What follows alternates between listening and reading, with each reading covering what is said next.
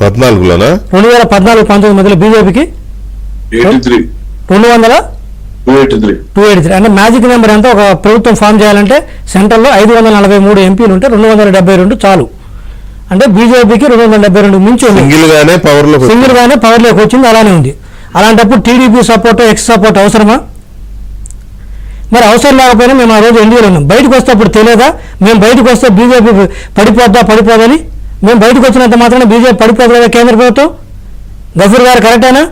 మరి పడిపోదని తెలిసిన మేము బయటకు వచ్చినామంటే, బయటకు వస్తే బలంగా ఉన్న పార్టీని, కేంద్రంలో అంత బలంగా ఉన్న పార్టీని ఎదుర్కొంటే రాజకీయంగా రాష్ట్ర పరంగా 2 రకాల నష్టం ఉంటుందని రాష్ట్రంలో ఏ చిన్నపిల్లని అడిగినా చెబుతారు కదా సార్.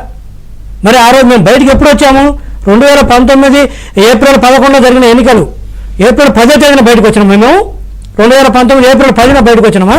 రఘురామ్ గారు ఎప్పుడు బయటకు వచ్చినాం మేము? బయటికి సంవత్సరంన్నర ముందు వచ్చినాం. కరెక్టే కదా? మరి ఆ రోజు వచ్చేటప్పుడు తెలియదా రాజకీయంగా ఎటువంటి ఇబ్బంది ఉంటుందని, రాష్ట్రానికి ఎటువంటి ఇబ్బంది జరుగుతుందని, పోలవరం ఆగిపోద్దని సంగతి తెలియదా? ఈరోజు భారతదేశంలో బీజేపీకి ప్రిన్సిపల్ అపోనెంట్ ఎవరు సార్? కాంగ్రెస్.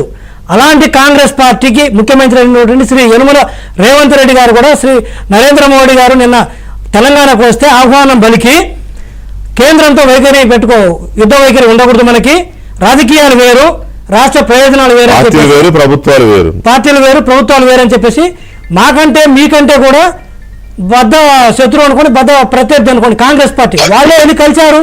ఎందుకు? రాష్ట్ర ప్రయోజనాల దృష్ట్యా. మరి మేము బయటకు వచ్చింది ఆ రోజు మీకు రాజకీయ ప్రయోజనాలు అయితే మేము బీజేపీతో ఉండాలి. 2018లో మేము బయటకు వస్తే రాజకీయ ప్రయోజనాలు అయితే బీజేపీతో ఉంటే అందరికీ తెలుసు.